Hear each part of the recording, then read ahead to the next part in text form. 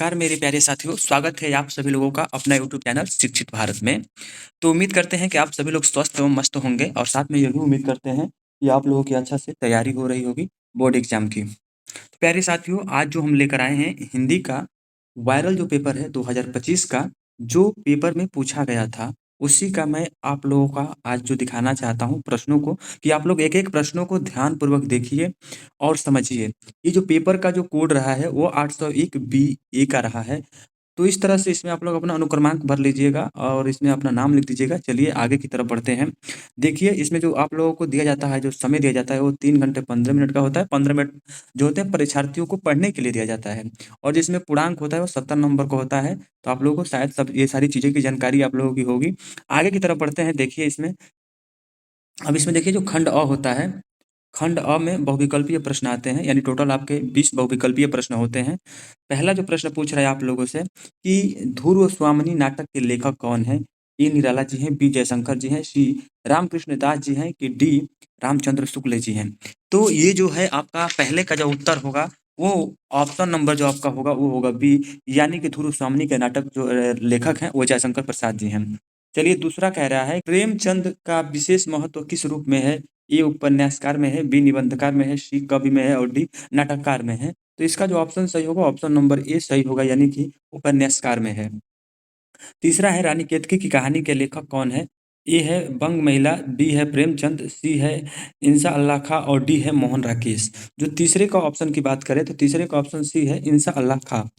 चौथा जो है निम्नलिखित में से गद्य की एक विधा नहीं है। ए महाकाव्य, बी उपन्यास, सी नाटक और डी एकांकी। जो 4 का ऑप्शन होगा, ऑप्शन नंबर हम लोगों का ए सही है, महाकाव्य।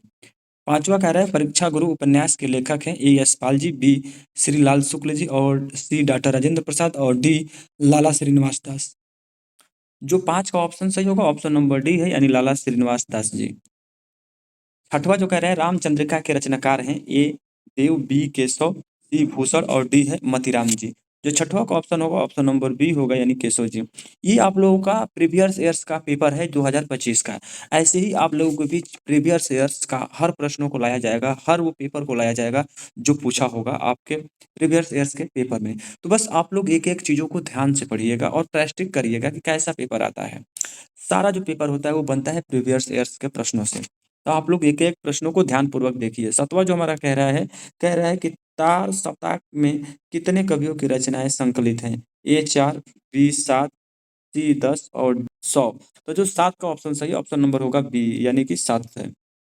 8वां कह रहा है द्विवेदी युग किसके नाम पर पड़ा? ए हजारी प्रसाद द्विवेदी, बी भारतेंदु हरिश्चंद्र, सी महावीर प्रसाद द्विवेदी और डी जयशंकर प्रसाद। 8 का जो ऑप्शन है, ऑप्शन नंबर जो है हम लोगों का सी सही है, महावीर प्रसाद द्विवेदी के नाम पर पड़ा।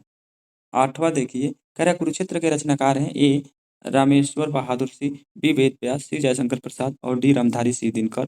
जो 9 का ऑप्शन सही होगा, ऑप्शन हम लोगों का वो है ऑप्शन नंबर डी सही है, रामधारी सिंह दिनकर। 10वां है बिहारी ने किस भाषा में काव्य की रचना की है? ए ब्रजभाषा, बी अवधी, सी खाड़ी बोली और डी भोजपुरी।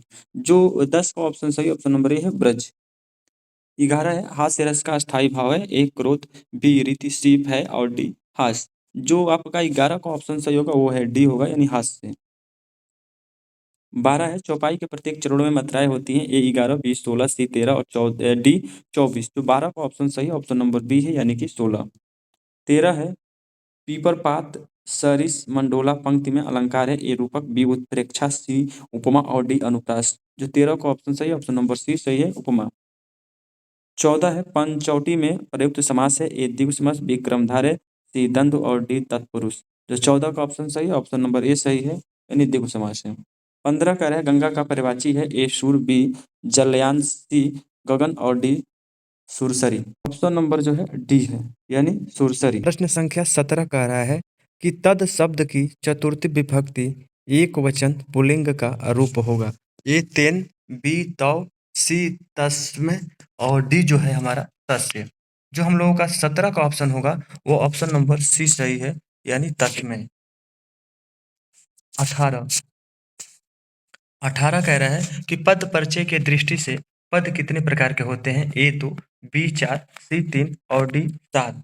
जो हमारा 18 का ऑप्शन सही होगा, ऑप्शन नंबर ए सही है, 2 होते हैं।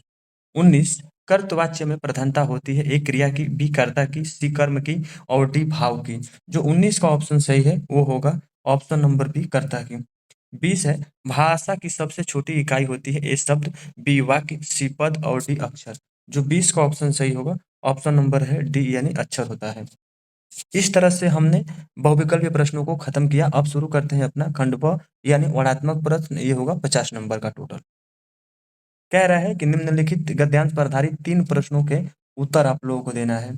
यानी करना क्या है कि इन गद्य को अच्छे तरीका से पढ़ लेना है और पढ़कर नीचे के जो प्रश्न पूछे गए हैं उन प्रश्नों का जवाब देना है। तो आप लोग इस बार ध्यान से एक बार इस गद्य को देख लीजिए और इसमें जो कि उपयुक्त गद्यांश का संदर्भ लिखना है। दूसरा कह रहा है हमारे देश का प्राण क्या है। तीसरा कह रहा है कि रेखांकित अंशों की व्याख्या करना है। यानी ये रेखांकित जो अंश हैं इनका क्या करना है हम लोगों को व्याख्या करना है।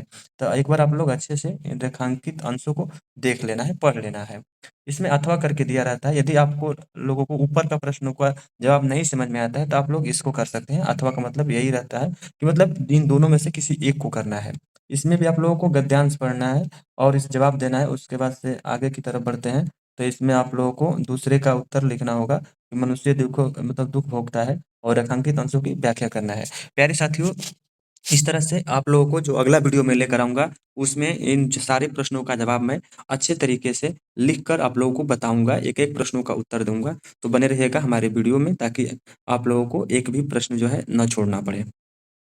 और दूसरा देखिए जो है इसमें कह रहा है कि कह रहा है कि दिए गए पद्यांश पर आधारित 3 प्रश्नों का उत्तर दीजिए। निर्गुण कौन सा देश में वासी, मधुकर कही समुझाए सौ दे, बूझती साँच न हासी। माने इस तरह से आपको ये जो है गद्यांश दिया गया है।